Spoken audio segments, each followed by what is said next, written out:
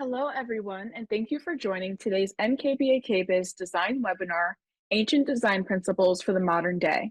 As we continue our theme of the design and build process for the month of June, I'd like to welcome today's speaker, Annie Miranda Summer, Architectural and Design Representative at Benjamin Moore. Annie, please take it away. Hey everyone, this is Annie Miranda Summer with Benjamin Moore. I'm the Architectural and Design Representative for Houston, Louisiana, and most of Southern Arkansas. It's a pleasure to be with you today, and we have a very exciting CEU, Ancient Design Principles for the Modern Day. It is one of our newest CEUs that we are so happy to present. It is much requested, mainly because it not only being new, but the area that it actually goes over, which is 4 different areas in the map, which we'll show you. This is a NKBA-KBIS, a CEU approved, also AIA, IDCEC approved. We'll get right started. So again, why this has been so widely requested is because it's really a true understanding of how we integrate 4 different ancient principles in our contemporary design practices, how we're exploring 4 different areas that gave us different design theories, even to the forefront to today, how their iconic historical architecture is recognized. Also, how those design theories in these 4 areas implement our basis of design principles to the modern day, and we'll see that throughout the CEU. We'll also recognize how the early influences, hence the reason why we're going through this, is the color psychology behind it and the modern color trend cycles. So while ancient design practices seemed a little disconnected from the modern day world and from each other, the imagination and the invention of the ancient is very much alive within our present day of our environment. It's in our daily lives, but we also see how it lays the foundation on how we conceptualize, and whether it's making that shelter, understanding the landscape, engaging on natural resources, how they organize ourselves and create that collective, and how we design identifies it with us. It's really what we can say we can take away from each of these respective legacies and how we think about our built environment. So beyond that surface, it's that underlying story beneath them and how we create something very enduring. Hence the reason why we brought into the ancient built environment becoming a resource for that contemporary mind seeking spaces of a true sanctuary. So in this course, we're going to examine 4 major ancient design cultures, and we're going to dig right into it. While there are countless ancient design cultures from which we want to choose from, the purposes of this course, we're focusing on indigenous designs with an emphasis on the tribes native to Australia and New Zealand that still exist today. We'll go into ancient Greece, ancient Egypt, and ancient Japan. We'll be looking at the basis building blocks of each of these cultures, their design vocabulary. We'll include how typical structures might be constructed. And we're going to go to the distinct features of each of these cultures built in their environment and how we understand them today. When we're talking about the actual areas of each of these, it is to say how each of them have very distinctive vocabulary, and that's where we'll be learning and determining what their core elements were used in design practices in each of these ancient cultures and how it led us to have a typical vision when we're looking in them to the modern inspirations. So as we first start, the aesthetics principles of the indigenous designs, that term indigenous refers to any peoples or original to that particular land. That ties into the predate colonization, considering the diversity that they had. The indigenous people ideas explored that we'll speak very broadly on, it was to acknowledge that there were thousands of distinct cultures from that indigenous people and their ways of life that were very much alive that we will see today. We will largely explore Polynesian tribes on this course, and there will be some names that we will be learning, and we will be going through each of them. So I will apologize now if I may not pronounce a few of them correctly. We're still learning here. So the Maori are the Polynesian Pan tribe and the culture from New Zealand that still lives today. The Maori design aesthetics mainly defined in the residential structure or their wapuni, and the community structures or the wernui that have common features found across the indigenous design paradigms, including the following, whether it was a Hermini meeting house to Raruri that was covered in mud, rocks, and ash from the Taieri eruption. As you can see in the images here, where we have not only the structures, the floor plans, if you would say, the actual structures that were usually covered by earth. And as we see the chief here, the Maori chief Tahu holding a patu, which is a stone club, lying at the porch of the wherry in the mid-1870s. The hyper-local building materials for each single family in a home might be about 20 feet long, 10 feet wide, and 6 feet tall. The homes were always sloped with a roof that was tightly thatched grass and also had supported with the frame of local wood. Some more pupunis had banked earth against the walls, and upon the roofs, that earthen floors were covered in a flax or straw mats. Indonesian was among the countries with the shortest average heights in the world, hence the reason of the 6-foot tall housing. Even specific directional and solar orientations was a very important part of their basis of design. In a typical Maori home, the foundation was always sunk in and the front doors were always known to be faced at the sun. Symbolism and patterns and handmade craftsmanship in most of the complex houses always had that ornamentation that was sometimes carved into supporting posts and the lattice work that they were very proud of between the posts. It always was often that slender of the laths, being that design in each of the wood treatments always had either a black dye, red dye, or even a white dye, and bond together with the strips of local leaves to create patterns used as a technique called artaki. The Maori wood carving tradition, Warakaro, is that instrumental in the decoration of the traditional Maori architecture, which is mainly built of timber. Warakari is the carvings usually depicted the faces of either an ancestor or a supernatural creature that they believed in, and used a symbolic ornamentation of their private and community structures, interior architecture that was highly intentional. The community structures or those meeting houses, the wernui, were always carved in the meeting houses, were a central part of that tribal community grounds with a larger A-frame structure, as we see here. You could see all the many details that had very different patterns, which we'll go into in just a minute. So here too, you can find a remarkable symbolic decorative features that was carved rafters with special patterns that was called a kawaiwai, each connected to a singular beam that runs throughout the length of the roof. Again, you could see all the many different patterns, which were always symbolized, but also had a definition. The indigenous connection to nature was not only spiritual, but very practical when it was woven into their choices when it made to that environment built.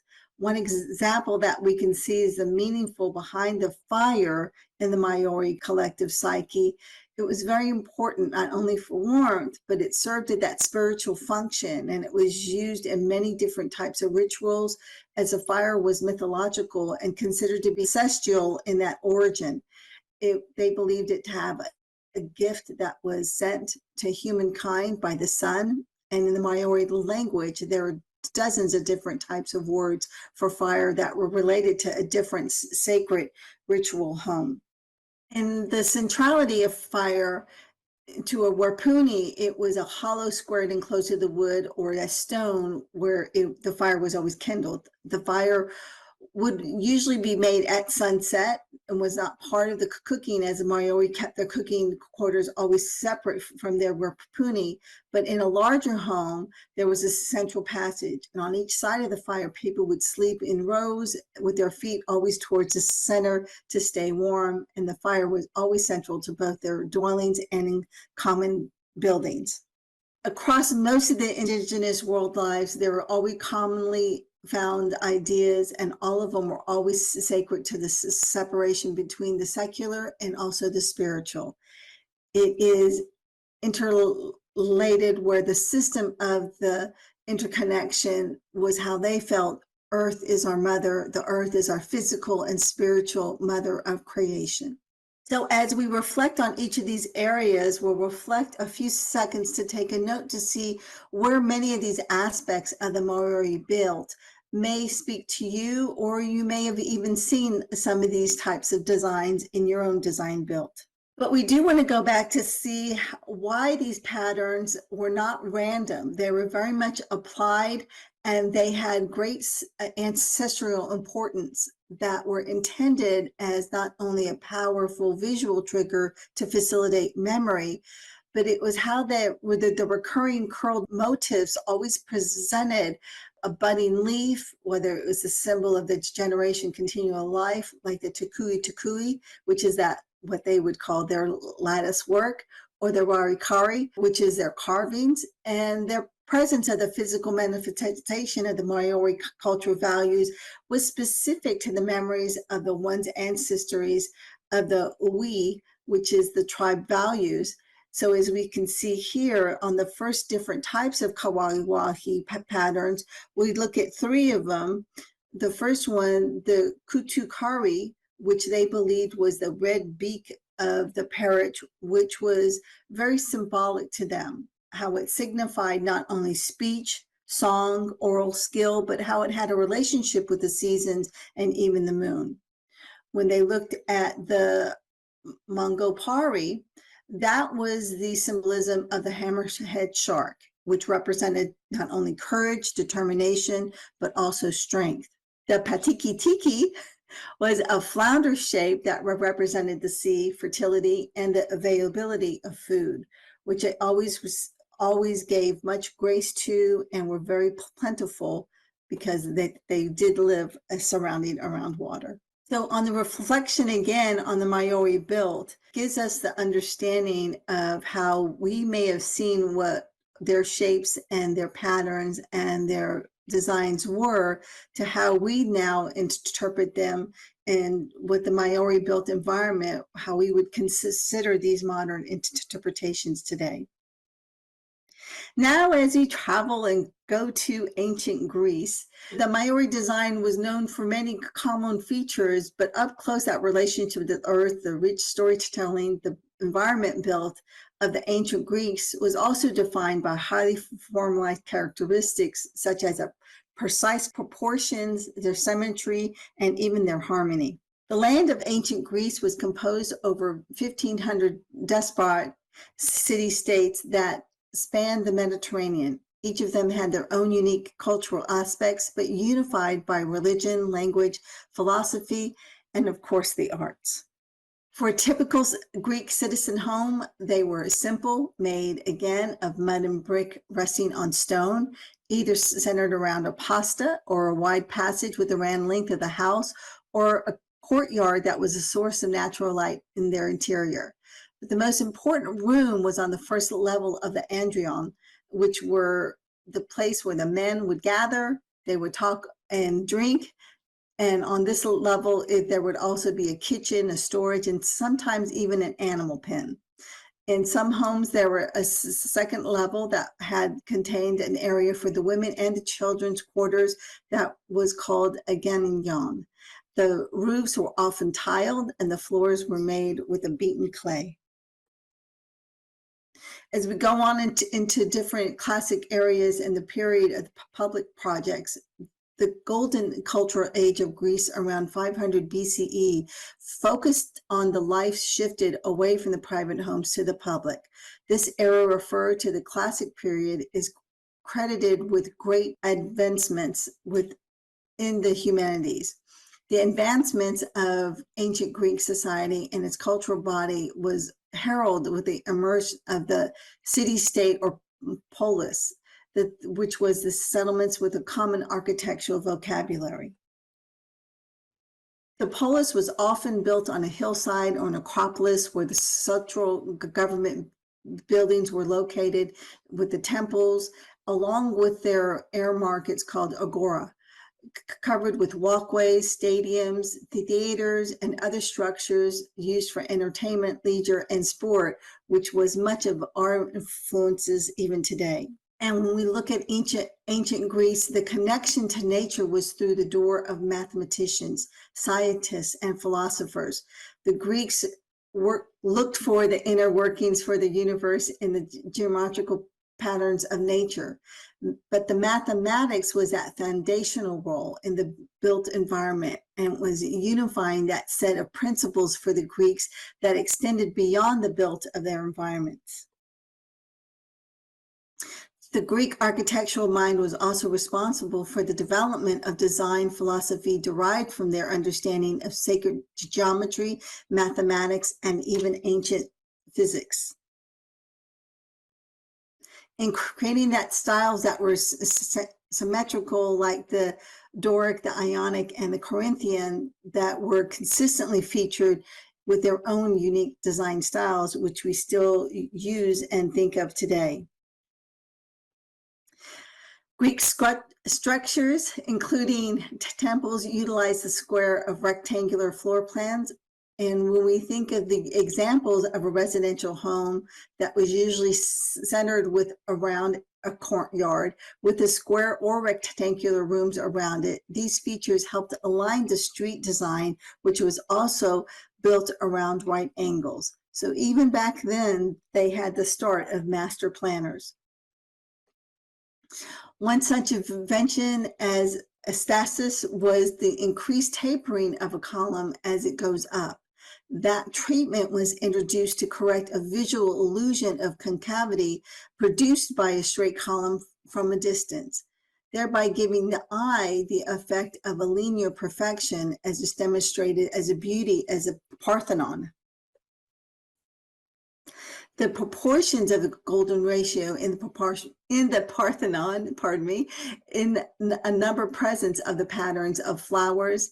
It had shapes of the cosmos, the proportions of a human body, and other natural features, organic instructions that were throughout the design built. Again, a lot of mathematics and symmetry. Stone was, of course, in abundance in Greece, and the durability and strength made it possible for all the monumental Greek accomplishments in the buildings.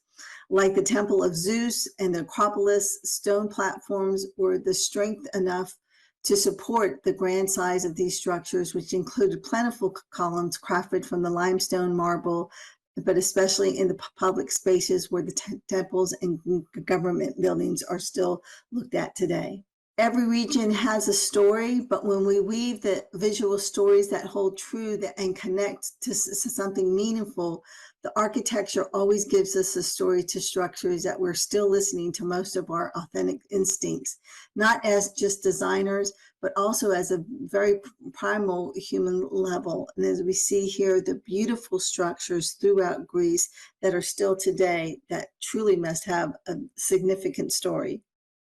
And as we reflect on what really feels familiar with the aesthetics of Greek architecture, we can see today how many design builds have influences throughout their inspirations. And how can we actually relate to the fractals of the nature of presence? It's really irrational numbers like pi that we were given from Greece, with not only in built, but also in textile design.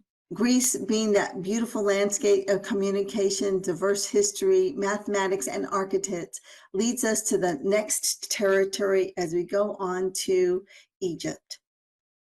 Ancient Egypt nearby formed its own building traditions. It concentrated on lower reaches of the Nile. Ancient Egypt existed from around 3000 BC to 300 BC, and its architectural feature, grand temples, the pyramids, were both not only religious motifs from that wide pantheon of gods, but also the structures are historic and iconic. Egyptian homes usually included a front porch and a foyer where visitors could be received, but also had a separate private area of the home that included a shrine dedicated to the ancestors and the deities of the household. The homes were made of mud and brick with wood supports and often had beaten earth floors covered with reed mats, clay ovens, and also the back for cooking. As you can see, the ancient Egyptians had also country estates, sometimes enormous villas with many rooms, highly decorated and brightly painted plastered ceilings. The walls were also covered in highly rich hued textiles, tiled floors, and extensive gardens, including lily ponds. Like Greeks, however, the architectural legacy of ancient Egypt lay not in its private homes, but in its public, the religious, and the state buildings.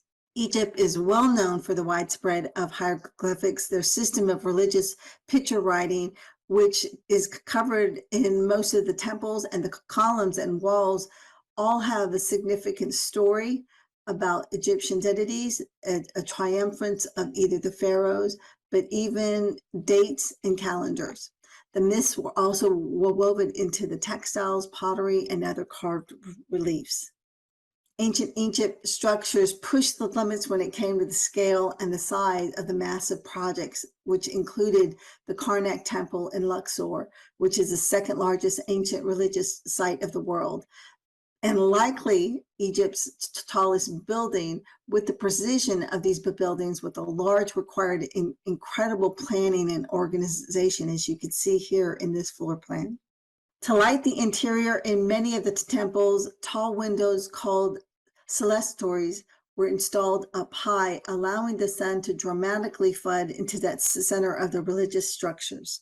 The entrances of Egyptian temples, called pylon gates, were in themselves great grand feats of building.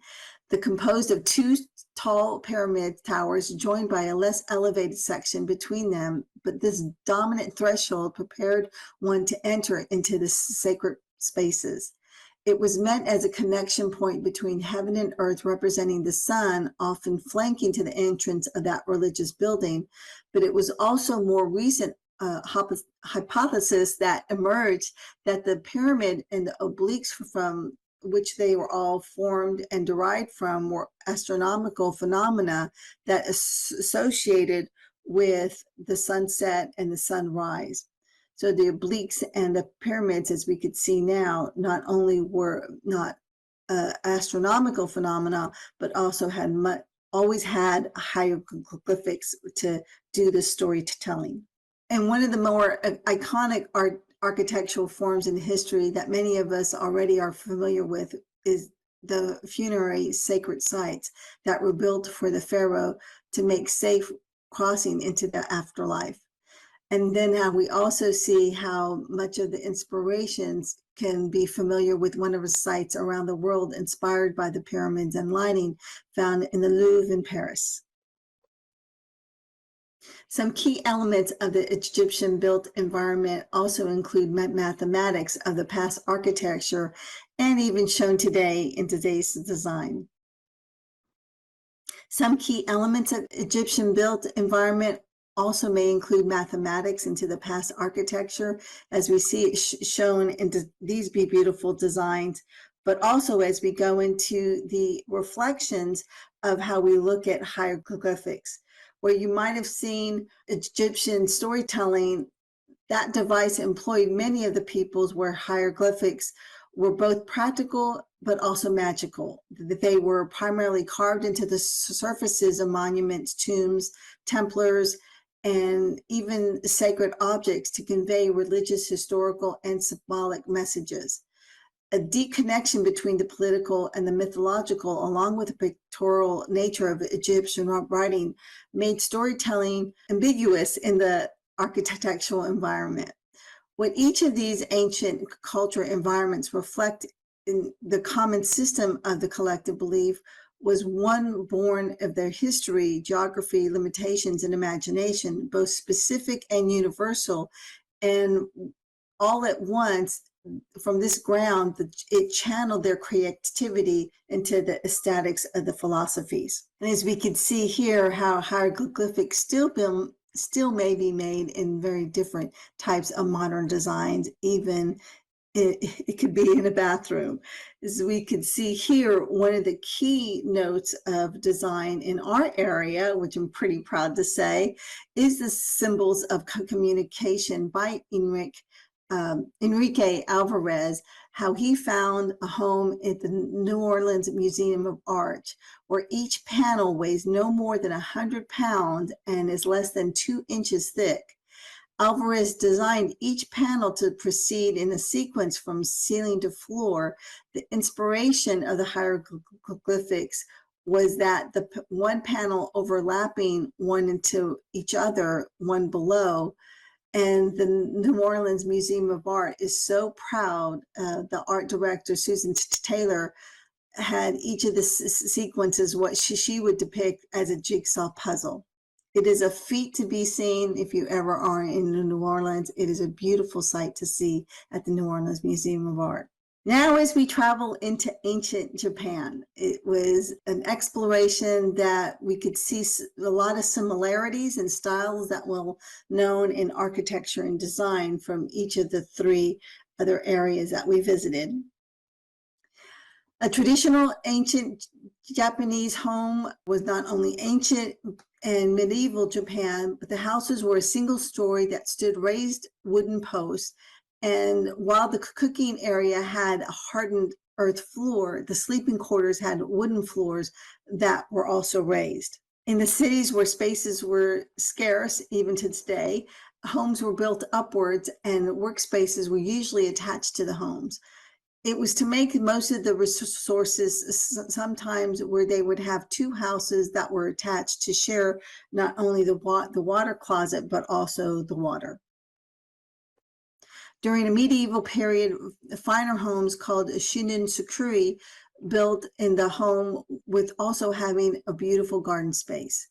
Through the use of the sliding windows and walls, cultivated gardens featuring trees, special grasses, moss, water features, or even a rock garden, they were visible from many points of the house.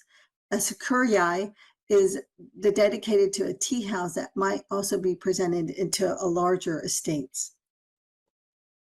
Interior spaces of a home were also made of the use of fusama, a paper or silk covered sliding doors or screens, and ramanas was a rectangular framed freework placed above a paper screen to allow light and ventilation to flow throughout the home.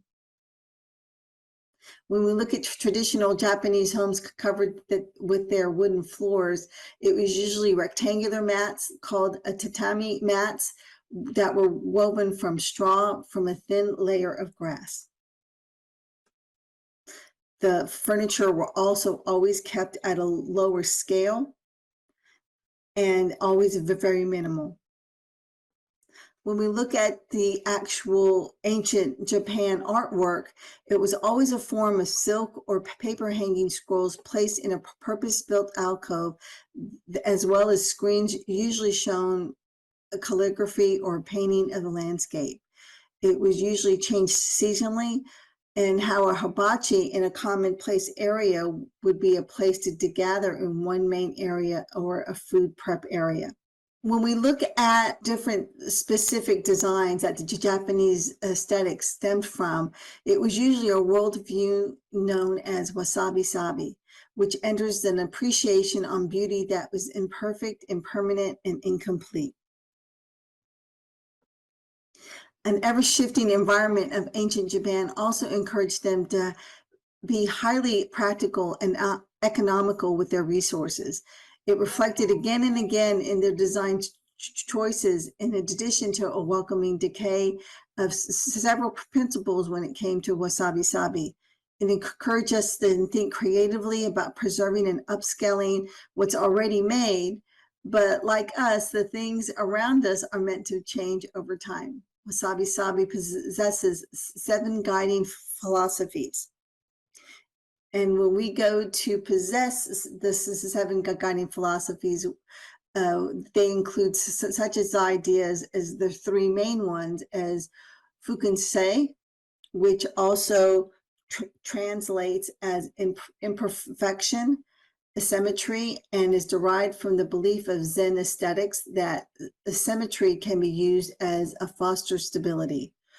Koko is their terminology that means an encouragement to embrace the beauty of weathered or material over time, or a material that it's in a native raw state of imperfection. And as we look at the last one, dasuku, meaning to break from that routine and to embrace the unconventional. Wabi-sabi is influential in a wide variety of options of designing and endless in their definition. And as we look to reflect on it, we can see many different designs and principles of wasabi-sabi that could even speak to you. I took woodshop for 3 years, and the table, I think, is not only fascinating, but beautiful in design. So when it comes to another common thread of all of these culture design thinking, it was their unique understanding and connection to nature itself. It resulted in what we might be referring today as a biophilic design. The biophilic design is not only an approach to that architecture that seeks that connection between building occupants more closely to nature, for that sake of a better physical, emotional, or even a mental well-being. Earth is our mother. The earth and how they each thought is not only physical, spiritual, but also the spiritual connection of Mother Earth. Ancient Japanese responded to nature as similar to the indigenous attitudes towards each of their environment. The interiors were considered alive with elements that expressed their own unique life force. And in ancient indigenous religious to Shinto, even objects that have spirit, many aspects of the Japanese interior architecture reinforced a sense of oneness with the nature. But when you add the Japanese pictogram with their house for the pictogram for the garden, you get the Japanese word for a home that suggests the inside-out connection to initiate the concept of Japanese and their sense of home. The use of dramatic room vistas that highlight the change in seasons, the versatile material textures of the 7 of the principle of the Shinzun, the Shinto gardens inside the home, and retractable shoji screens highlight the importance of nature's presence in the Japanese interior environments. Another beautiful example of biophilic thinking in the Japanese history and design is the Japanese joinery. It's famously intricate, how it involves complex shapes and precise cuts to create joints without any glue, nails, and it highlights the natural beauty of the material as well as facilitating the ease of disassembly and reassembling, which is a handy device in an environment of spontaneous upheaval. Interesting enough, these techniques are responsible, and it also diffused from how they actually designed and built furniture. They also diffuse sunlight into the house, bringing more light depth into the interior when used in the inner room partitions. They blocked unwanted wind, yet offered a natural ventilation. It made of paper and wood. By today's standards, these were ecological, carbon neutral, biodegradable, low impact, but mindfully engineered in the tool of a canon of Japanese architecture that allowed for inhabitants and nature to stay in harmonious connections with each other. Their storytelling in each of the designs was endless, and the part to the build of the present and brought forward in art, community, and in their build. So when we look at all these ancients, we're excited to share their use of incredible, powerful meaning-making device and mostly the built of environmental color. When we look at first and foremost the choices about design, each of these cultures locally geographically shaped their primary palettes that they drew from. This is why, for example, here we see the use of ancient Greece and Egypt that were very similar. They had access to the same mineral compounds given to the relative proximity, and we can see how nearly all the minerals used by Egyptians were also used by the Greeks, who added to their palette. It's an important note to the contrary perception when we think of classical colors of Greek to be more discoveries that maybe the Greek built was maybe dull or boring, or maybe had one classic style or colorization to it. But in fact, it was very highly polychromatic, and the ample use of not only reds, but rich golds, greens, blues, and even ochre.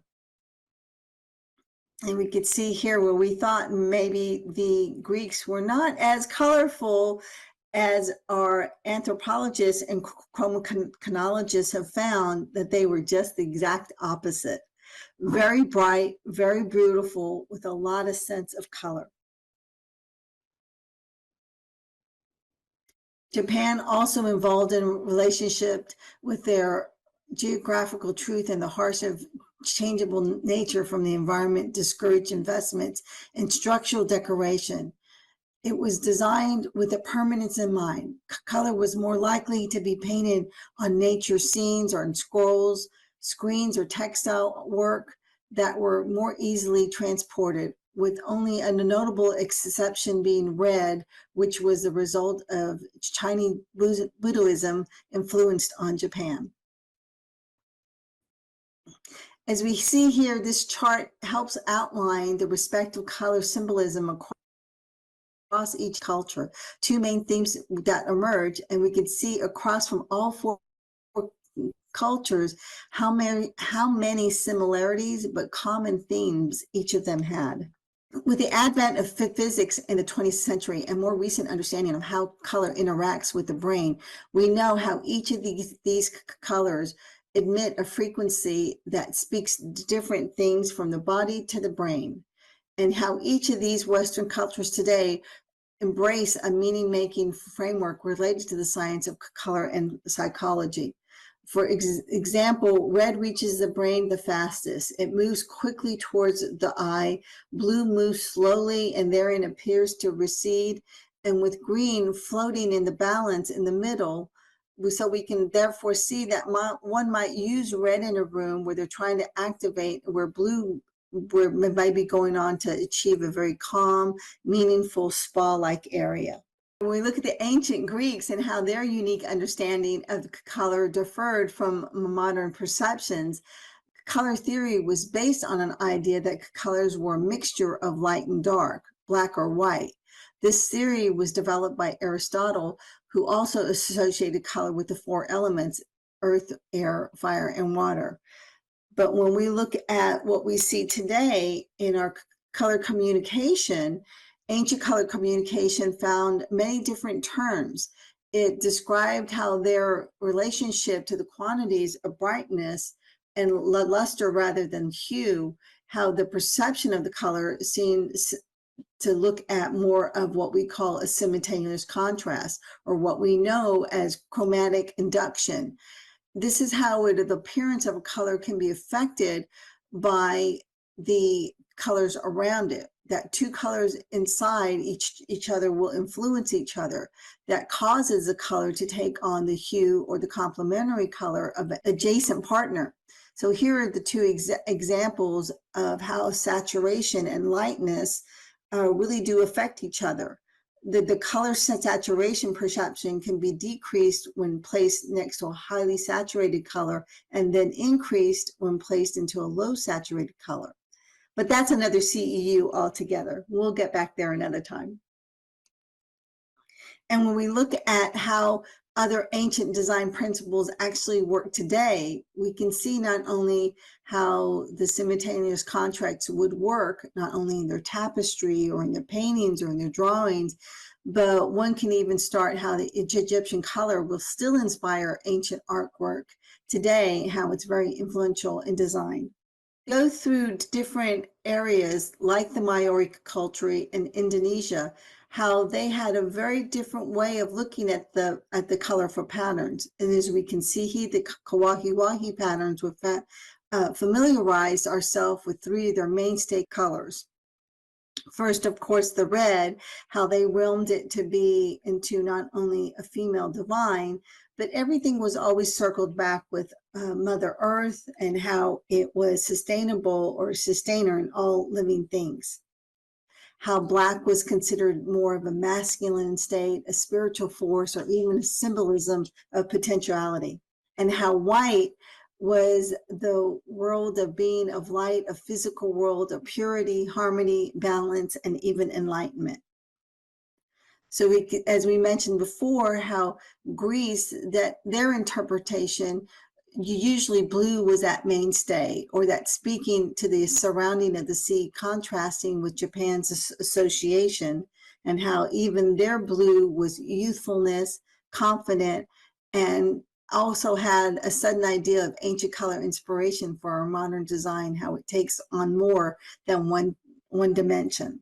When we're including their island's geography, the resulting mentality of how they lived and they design, and how their beliefs rooted from Shinto and Zen, which celebrated the naturalness of each material and its inherent spirit. What we would feel to use our color to speak to as a deep, meaningful connection that form our clients' rich identities, how their environments add to their local community. So how would we want to embrace their deeper truth of ancient design, their disciplines, and how it beckoned towards the holistic and multifaceted approach to color and into projects that we look at even today? So the concept of the importance of the individual self, and also the crystallized in this Western collective consciousness in the last 200 years, is that meaning of experiencing the importance of color, and how that relationship can be a very personal experience. As we can see here, the journey takes us into different colors. As the first one is white, how when we not only see it as cozy, spiritual, and romantic in one way, but how it makes us feel differently when we see it in other areas and in other designs, or even in environments, how it can mean something to consider, and how we may want to evoke that color to speak to the area or to the land where it lives. Ancient Greece sought beauty in the perfection of underlying structure, and its built environment sought and express the idea through geometrical precision. Ancient Japan were influenced by a Zen Buddhism that desired to transcend the trappings of the materials.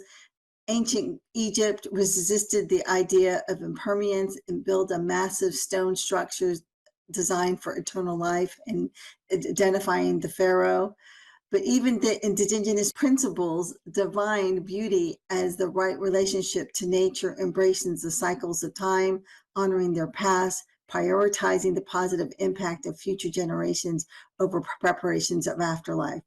While that surface analyzed might set apart from the first glance, going deeper reveals something else, that they were all well designed through a holistic worldview, and the holism referred to all of their parts of their system that were interconnected and therefore cannot exist independently or be understood without reference to the whole. And this is where we would say, by allowing 4 different considerations, more authentically approach not only their color choices that cocooned people in their spaces, but how it spoke to them holistically from all different types of dimensions that they lived and how they experienced it. So our key takeaways today would be how that built environment would not only respond to geography, and how it was a weaving belief of systems, and how it means of unification, an opportunity that gave us our beliefs from nature to create that coherence, but also that connection to nature and to support all of well-being, and also having a meaning to that medium to apply color with the nuance of dimension. This is where we would say how all these different designs would give us a beautiful path forward in design, and how we would want to be influential but also inspirational for all these four cultures that can introduce and inspire many different approaches for a future design. So which of these was your favorite? Mine would be Japan, because I love the wabi-sabi part of it, but there are many different inspirations and influences from each of these, and we hope you enjoyed it. So thank you for this portion of it. We do have other considerations that we know in mind. We will be giving out this wonderful little postcard, all of the basic vocabularies that I hope I didn't, in your mind, destroy the translations, but how also we see the wonderful inspirations that we've gotten already from even in KBA, KBIS, and how our Benjamin Moore recap for 2025 was very inspirational, not only for our color of the year, but all the influences that we've got from Instagram and from our post from our website. We also will be sending out, and you will be receiving these wonderful updates as far as our PDFs, not only for our products, but also understanding for our guide for our color collection. It's a great way of verbiage message that we wanted to connect to all of our design teams to make it a little bit more simple. Why do we have the 3,500 colors? Well, this is a great guide to actually see that. And also our guide to Sheen Chart, which is a great guide to give you the best choices when it comes to choosing a sheen for a residential perspective. And now we'll go right into the Q&A. Thank you so much for your time today. Now we can go ahead and hop into our Q&A. We have a few questions here. The first is, in Japanese design, is there a spiritual or cultural reason furnishings were kept low to the floor, or why they sat and slept on the floor? It was several reasons, actually. It's a deep dive when you go into all the aesthetics of what they believed. It wasn't just height driven, which a lot of people assume, but it is because of their symbolisms, but how they were very minimal in what they believed in design. And they didn't believe that height was an issue. It was to stay grounded, believe it or not, which makes a lot of sense, to stay low within the ground, because it was their source of energy and how they received it. So again, I would definitely recommend going into more information on how their ancient designs and what their beliefs was, because it's fascinating. Yeah, that's really interesting. I'm a history buff myself, so I like hearing how this history is influencing art in the past and today. Um, our next question is, what inspired you to explore the connection between ancient design principles and modern day interiors? I am a true millwork designer. I took, like I mentioned before, I did take wood shop all through high school. So I found it not only interesting, but it was meaningful to see their cultures and how it really does come to the forefront. It reminds me of so many different types of designs architecturally that I see throughout our nation, but how designers come up with a simple design that I can go back and say, oh, that reminds me of Greece, or that reminds me of wabi sabi. So it's those things that you can clearly take away from their representations from the past, and how we really are still using them even in textiles. I love that. That kind of leads into my next question. In your view, what is the most misunderstood aspect of ancient architecture when applied to contemporary design? That's an easy one. It was the last part of it, which is my favorite part, and it's color. Being a color specialist, especially with Benjamin Moore, it is such an insight for me to see, well, we thought those colors like in Greece, oh, they're pretty drab. But once you really take, again, that deep dive and research into how a chronologist, who is someone who studies color and the actual placement of color in a specific area, it is fascinating how they go into deep dive on the colors and how they found it through layers. So for me, looking at the colors and seeing how Egypt and Greece was misunderstood totally in the colors, and where I thought Japan was more just typical of the reds and the greens and the nature colors, really dove in more into the blues because, again, surrounded about nature but also around water was something that they consider a very meaningful way of describing color. So for me, it was the color part that really brought out a new understanding. I love that. That's fascinating. And you're giving me beautiful segues here. Our next question is, how does your role at Benjamin Moore influence or support your exploration of these principles, especially regarding color? Again, as a color specialist for blah, blah, blah, blah, years, no, it's over 20 years, but I really do love color. I love my job, but it gives me such an opportunity to explain the characteristics of colors. You could see how we were taking that deep dive in simultaneous contrast, how each color which again, I go deep diving into understanding why we had the CEU. But if you look at the inspiration of the frequency and the wavelength of each color, there are some scientists, Dr. Otto specifically, that works with water, but also feels that water not only has sound, but how he relates color to having sound.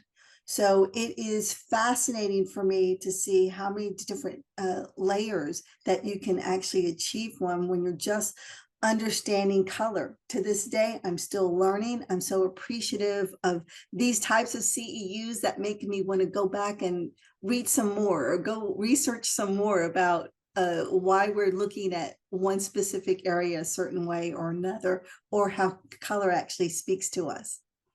I love that. Color is history, it's design, it's science, it's everything. That's so interesting. It is a Um, science. yes, our next question is, do you think the use of wallpaper and murals in modern day would liken to Egypt and Greek storytelling on the walls? That is such a great question because I was hoping somebody was going to notice that. There's a misconception that wallpaper went in and out. Wallpaper, as you could see, never went out, whether you're looking at a fukusami or a mat or even the ancient ways of how they did their murals in ancient Japan. Wallpaper has always been a key element or a feature to not only show color, story, but also history. It could be storytelling, whether it is that beautiful way of, and it totally escaped my mind, the images of English drawings. That's actually storytelling. So we see that more and more, how people are looking at wallpaper, not just for color, but how creatively they can use it. And then they see it in grass cloth with the different images of nature. Well, that's just what we've seen for years and years. So wallpaper is still a very key way, but you also see how it will be very traditional. So from wallpaper grass cloth from ancient Japan, you'll see it also in the tapestries in Greece and in Egypt. So very good question. I was hoping somebody was going to ask about wallpaper. I love that. Well, Annie, before we end for today, I want to give you the floor. Do you have any final thoughts for Okay. our audience or anything that you'd like to share with us? I do. I just, again, thank you so much to NKBA for this opportunity to share this with all the many interests of everybody. I saw over 100 people participated. So I'm so grateful that you come to us, whether as a chapter with association collaborating with NKBA. But I would say thank you for this time, and please reach out to Benjamin Moore locally. I'm happy to connect you to your architect and design rep if needed, but also to go to some few really great announcements that we have. One in particular today, we are announcing a collaboration with Pottery Barn, that if the Williams-Sonoma company is a very big achievement for us and a great collaboration to go back to.